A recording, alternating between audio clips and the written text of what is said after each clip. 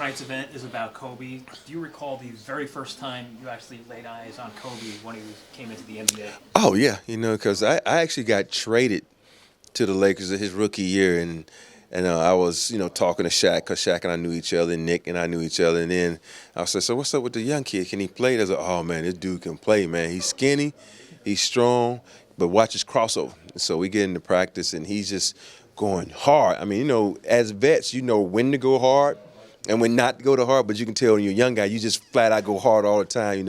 I said, yo, man, you got to learn how to move right, man, the efficiency of moving, but he never got that. He just always went hard in practice. That's just the way he was. He was a competitor, and he just wanted to win and get better. Another thing that he's known for in practice was his attention to detail. Do you have an example that sticks out in your mind of his focus, his attention to detail? The crazy things about that, people talk about that. That detail came from playing with us, the vets, the guys who have been to, B. Shaw, Shaq, been to the finals. I had been to the finals, and Rick came and said we were all detail oriented. He didn't really have to push that on us, but when we left, he had to push that on those guys in order to win another championship, and he got that from working with us. And I think the thing about that, it was just detail because, in order to be successful, you got to understand every little aspect of the game. When you say details, I mean the details of how you play, the details of how I play, and the details of how we play together, meaning strong suits and weaknesses. And I think he got that down to a T. You mentioned that you talked to some of the guys you knew. They gave you the scouting report on them. Was it that evident, that first practice, that was such an eye-opener for you?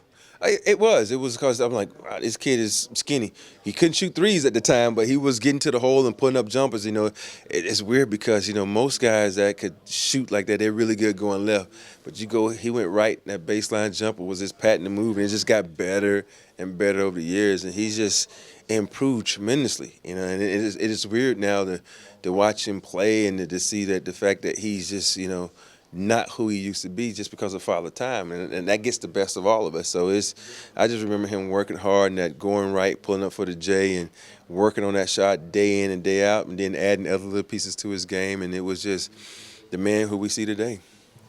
Obviously, the championship moments, the titles, that's what everybody remembers. Is there kind of like a quiet moment that you had maybe in the locker room that resonates with you, that was kind of special, that you guys connected as teammates or as men? The crazy part is that when you spend that many games together, that many practices, you can't really single out one. And I think the one moment for us, I always talk about, I can't remember where we were going, but we was coming back on a plane, and I was playing cards on the plane. He asked me, what's that you're playing? I said, we're playing Spades. And he said, ooh, can you teach me? So that was the one moment where I'm sitting there, I'm like, yeah, I felt like the big dog. I'm going to teach this young buck how to play some cards. So I don't even know if he even still plays Spades, but that was one of the things that really stuck out in my mind, because here's a guy, that growing up didn't know how to play Spades.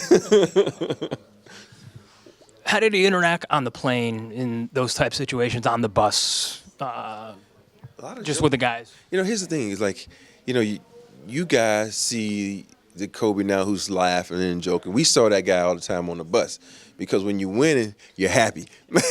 So you get to see the guy, but then when it's game time, you wipe that smile off your face, and that's the guy y'all got. So you didn't really get a chance to see the fun-loving guy, the guy on the bus telling jokes, playing games with us in practice, shooting threes and stuff like that. So you saw the game face Kobe. So if y'all ever got a chance, you go see the real Kobe, the fun-loving guy, the guy that a lot of us got to know.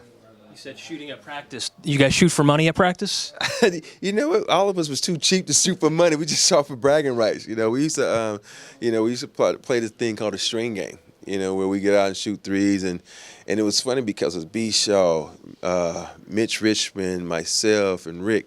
We played a string game, and Derek Fisher sometimes. We played a string game, and Kobe used to try to play, and he'd be the first one out all the time, because the string game is you make one, that's one on, you make the second in a row, that's two on. If you missed, then that means you got two. He never won playing against us, but he would come to practice every day working on his threes. If you remember back in those first couple of championships, he really didn't shoot a lot of threes. It was just, cross you over, get to the whole dunk on you, pull up jumpers. And, he had to credit B. Shaw, Rick, all the old heads for trying to beat us in shooting threes, improving his game, because he came to practice every day to get better just to beat us. Talk about the plane and the bus. on the road, you ever remember a time where you go somewhere and somebody actually has no clue who he is? And no, no, it's funny how maybe his first years it was like that, but then all of a sudden, the next thing you know, you don't. It got to a point where I ain't going nowhere with you, dude, because you draw too much attention. But that's just how it is, though. When you play a sport and you as successful as he is, you're gonna come recognized. Even back then, when there was no social media or they didn't have that many commercials, they still knew who Kobe Bryant was.